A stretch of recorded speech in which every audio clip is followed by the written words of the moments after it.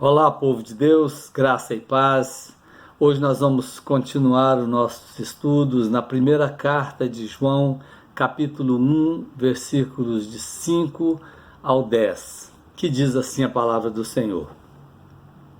Ora, a mensagem que da parte dele temos ouvido e vos anunciamos é esta, que Deus é luz e não há nele treva nenhuma. Se dissermos que mantemos comunhão com ele e andarmos nas trevas, mentimos e não praticamos a verdade.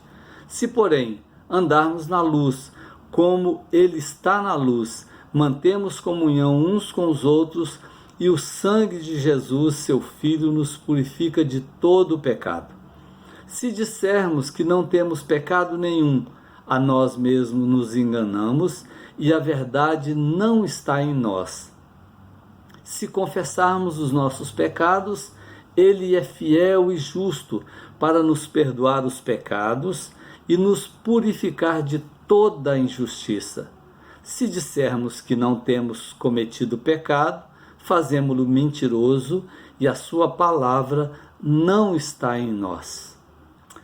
Bom, irmãos, nos versículos de 1 a 4, João apresentou Jesus como o verbo da vida, a vida eterna, o Cristo, o Filho de Deus. Ele mostra também que o testemunho de João tem o propósito de trazer comunhão entre nós e Deus e com o seu Filho Jesus Cristo, para que a nossa alegria seja completa. No texto que lemos, ele vai nos mostrar a natureza de Deus a quem ele veio revelar. E que o conhecimento de Deus abre caminho para o autoconhecimento.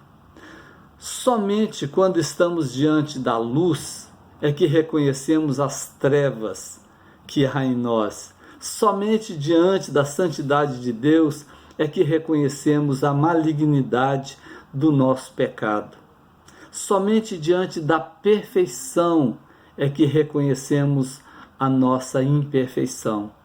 E o propósito do apóstolo é mostrar que não podemos ter comunhão com Deus e com os irmãos sem santidade. É impossível andar nas trevas e ter comunhão com Deus, que é luz. E luz e trevas não se misturam. William Barclay, ele diz que o caráter de uma pessoa está determinado necessariamente pelo caráter de Deus a quem adora. Jesus diz que ninguém pode servir a dois senhores. Não podeis servir a Deus e às riquezas. Quem é o seu Deus? A resposta a essa pergunta vai determinar se você anda na luz ou nas trevas. Por isso, o propósito do testemunho do apóstolo João é transmitir a mensagem de Cristo. E a mensagem de Cristo é esta. Versículo 5. Ora, a mensagem que da parte dele temos ouvido e vos anunciamos é esta, que Deus é luz e não há nele treva nenhuma. Deus é luz. Esta não foi uma descoberta, mas uma revelação do próprio Filho de Deus. A natureza de Deus, ela é revelada por aquele que estava com o Pai. O próprio João, ele escreve, ninguém jamais viu a Deus. O Deus unigênito que está no seio do Pai é quem o revelou. Harvey Blaney diz que Deus é Espírito. Em sua natureza essencial. Deus é luz em sua autorrevelação ao homem, e Deus é amor em sua obra de salvação redentora. Deus é luz no sentido de que é da natureza dele revelar-se a nós. Se conhecemos a Deus é porque ele se revelou. E a mensagem acerca da natureza de Deus foi transmitida pelo próprio Jesus aos seus apóstolos. E João, então, ele anuncia essa mensagem maravilhosa, que Deus é luz e ele se revela. E Deus se revelou na criação, na natureza. Deus se revelou pela consciência. Todo ser tem o senso divino, criado segundo a sua imagem. Deus se revelou especialmente através das Escrituras Sagradas e principalmente na pessoa de Cristo Jesus, quando ele diz: eu e o Pai somos um. Por isso, o homem não tem desculpa nenhuma diante de Deus. O conhecimento de Deus não é um privilégio de alguns estudiosos, mas de todos os que contemplam Cristo, seu Filho, a luz do mundo. Essa é a promessa, e é isso que nós entendemos e precisamos colocar isso na nossa mente sempre, que Deus é luz e nós precisamos andar na luz. Deus é luz no sentido de sua perfeição moral absoluta. Deus é santo e puro, não há mácula em seu caráter. Ele é puríssimo em seu ser, em suas palavras, em suas obras. João diz que não há nele treva nenhuma. Deus é luz no sentido de que nada pode ficar oculto aos seus olhos. Deus é luz e habita em luz inacessível. A luz penetra nas trevas e as trevas não podem prevalecer contra ela. Deus é onisciente e para ele luz e trevas é a mesma coisa. Ele é tudo e tudo vê. A todos sonda e nada escapa ao seu conhecimento. A luz, ela penetra nas trevas e as dissipa. As trevas não podem prevalecer contra a luz. As trevas significam a imoralidade da vida sem Cristo. As trevas apontam para o desamor, para o ódio. Aquele que é puro em seu ser e santo em suas obras não pode tolerar as trevas, nem ter comunhão com aqueles que vivem nas trevas. 1 Pedro 2,9 diz que vós, porém, sois raça eleita, sacerdócio real, nação santa, povo de propriedade exclusiva de Deus, a fim de proclamardes as virtudes daquele que vos chamou das trevas para a sua maravilhosa luz. Viver na maravilhosa luz é um privilégio do povo de Deus, é um privilégio dos seus filhos. A nossa função como filhos da luz é proclamar as virtudes de Cristo Jesus. E o propósito de João, em segundo lugar, é mostrar os erros de quem anda nas trevas. O versículo 6, ele diz: se dissermos que mantemos comunhão com ele e andarmos nas trevas, mentimos e não praticamos a verdade. Fazer a obra de Deus, estando nas trevas, é tentar enganar os outros. A mentira é uma das evidências dos falsos crentes. Os falsos mestres, mesmo afundados no lamaçal do pecado, mesmo vivendo uma vida que não tem nenhum sentido com relação a Deus, diziam ter comunhão com Deus na tentativa de enganar os outros. John Stott, ele diz que temos razão de suspeitar dos que alegam intimidade mística com Deus e, entretanto, andam nas trevas. Religião sem moralidade é ilusão, uma vez que o pecado é sempre uma barreira para a comunhão com Deus. A falta de poder de tantos cristãos hoje e a razão de haver igrejas sem vida e sem poder é a mentira, a tentativa de enganar os outros com falsa piedade, falsas promessas. Segundo erro daqueles que andam nas trevas é tentar enganar a si mesmo. O versículo 8 diz: se dissermos que não temos pecado nenhum, a nós mesmos nos enganamos e a verdade não está em nós. O pecado nos leva a mentir não apenas para os outros, mas para nós também. O problema agora já não é mais enganar os outros, mas é enganar a nós mesmos. Então nós buscamos e procuramos justificativas para os nossos erros. Sabemos que estamos em pecado, mas passamos por cima, na esperança de que ninguém descubra. Pensamos que podemos esconder alguma coisa de Deus. Por isso o salmista diz: sonda-me, ó Deus, e conhece o meu coração. Prova-me e conhece os meus pensamentos. E ele conhece. Kistermeike, ele escreveu o seguinte: qualquer um que não precise fazer o quinto pedido do Pai Nosso, que é: perdoa as nossas dívidas, por achar que não tem pecado, engana-se a si mesmo. O pecado, ele anestesia o coração, insensibiliza a alma e cauteriza a consciência.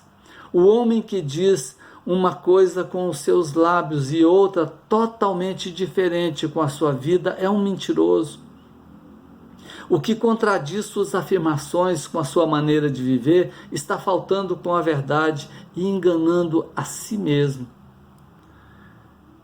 Em terceiro lugar, tentar enganar a Deus. Aquele que nega o seu pecado, ele nega a própria verdade, a verdade divina, e chama Deus de mentiroso. A Bíblia de Genebra diz que o sentido de dizer que não tem pecado no grego sugere uma ativa rejeição da verdade e não simplesmente uma concepção incorreta. O Arne de Boer, ele diz que quando negamos que somos pecadores, transformamos Deus em mentiroso, não apenas em sua palavra, mas em seu feito na cruz. Dizer, porém, que não cometemos pecado não é apenas uma deliberada mentira ou uma ilusão, mas é uma blasfêmia. Isso é chamar Deus de mentiroso, e aqueles que fazem isso provam que sua palavra não está nele. A igreja militante, ela é formada de pecadores e pecadores arrependidos. Os salvos em Cristo Jesus podem até cair em pecado, porque são tentados todos os dias, mas reconhecem que pecaram, pedem perdão, são perdoados e procuram não pecar mais. Não só pelas consequências, mas por entristecer o Espírito Santo de Deus. Aquele que tenta encobrir os seus pecados perde a comunhão com Deus e com o seu povo. Davi tentou encobrir seus pecados e isso lhe custou a saúde, custou a alegria, a família e por pouco não lhe custou o reino. Quando nos deparamos diante da perfeição de Deus, que é luz, reconhecemos que somos miseráveis, pecadores e que dependemos de Cristo todos os momentos. E em terceiro e último lugar, o propósito do testemunho de João é mostrar as bênçãos de andar na luz. O versículo 7 e o versículo 9 diz assim: se, porém, andarmos na luz, como ele está na luz, mantemos comunhão uns com os outros, e o sangue de Jesus, seu Filho, nos purifica de todo pecado. O versículo 9 diz: se confessarmos os nossos pecados, ele é fiel e justo para nos perdoar os pecados e nos purificar de toda a injustiça. Irmãos, quem anda na luz tem comunhão uns com os outros. João mostrou o contraste de duas maneiras opostas de viver: andar nas trevas e andar na luz. Quem procura a penumbra, o escuro, são os bandidos, aqueles que estão nas trevas, mas os filhos de Deus, eles procuram, eles não suportam as trevas, eles procuram a luz para se abrigarem. Quando vem a luz, se juntam uns aos outros, e juntos eles são mais fortes. Ter comunhão uns com os outros é muito mais do que passar momentos juntos aos domingos. mas sim é conhecermos uns aos outros, conhecer suas necessidades, ser suporte uns dos outros, sofrer com os que sofrem e alegrar com os que se alegram. Quem anda na luz é purificado de todo pecado pelo sangue de Jesus. João enfatiza durante toda a carta que um relacionamento correto com Deus está intimamente ligado à comunhão com os outros cristãos. Aqueles que são perdoados de seus pecados, eles viverão na comunhão e no amor uns com os outros, que também foram perdoados. Quem anda na luz reconhece que é pecador e confessa seus pecados. O versículo 10 ele diz assim: se dissermos que não temos cometido pecado, fazemo-lo mentiroso e a sua palavra não está em nós. Quando confessamos os nossos pecados, João diz que ele é fiel e justo para perdoar os pecados e nos purificar de toda a injustiça. Quando depositamos a confiança em Cristo, nós somos justificados e perdoados. Justificados, pois, mediante a fé, temos paz com Deus por meio de nosso Senhor Jesus Cristo. Romanos 5:1. Se temos paz com Deus, temos paz com o nosso irmão. Consequentemente, temos comunhão uns com os outros. Irmãos, e concluindo, o propósito de João neste texto é transmitir a mensagem de Cristo. E a mensagem de Cristo é esta: que Deus é luz e nele não há treva nenhuma. E só teremos comunhão com Deus e com os irmãos se andarmos na luz. Que todos nós pecamos e carecemos da misericórdia e da graça de Deus. Precisamos reconhecer que somos pecadores para recebermos o seu perdão. Dizer que não temos pecado, chamamos Deus de mentiroso, e isto é pecado. Mas se confessarmos os nossos pecados, Ele é fiel e justo para nos perdoar os pecados e nos purificar de toda a injustiça. Glória a Deus por isso. Nós temos todo o motivo do mundo de nos alegrarmos, porque nós estamos na luz, porque estamos com Deus. Não vamos conseguir viver nas trevas e na luz ao mesmo tempo. Por isso, irmãos, por pior que seja o momento que nós estamos vivendo, este é o momento de nos alegrarmos, porque nós estamos na luz, nós estamos na companhia de Deus, aos pés de Cristo, que é o melhor lugar para se estar. Que Deus nos abençoe e nos dê a paz. Vamos orar? Pai amado, louvado seja o nome do Senhor. Ó meu Deus, muito obrigado por esta oportunidade de adentrar a casa dos irmãos através desse vídeo. Ó Deus, que nós possamos aprender da Tua palavra, colocá-la em prática na nossa vida. Ó Deus, porque só ela é luz para os nossos caminhos, é ela que vai nos direcionar, nos dar segurança, proteção, porque nós sabemos que é o Senhor que está conosco, o Senhor, o soberano Deus, que cuida de nós e através da Tua palavra nos orienta a todo instante. Eu peço ao Senhor que o Senhor nos ajude como povo do Senhor, perdoando os nossos pecados. Ó Deus, e nos dando a alegria de poder viver na presença do Senhor. Deus amado, ajude o Teu povo, a Tua igreja, fortalece a Tua igreja, Pai, e que nós possamos passar por esses momentos de pandemia agora, na paz, na alegria e na proteção do Senhor. E é por isso que eu oro no nome santo do nosso amado Senhor Jesus Cristo. Amém. Amém.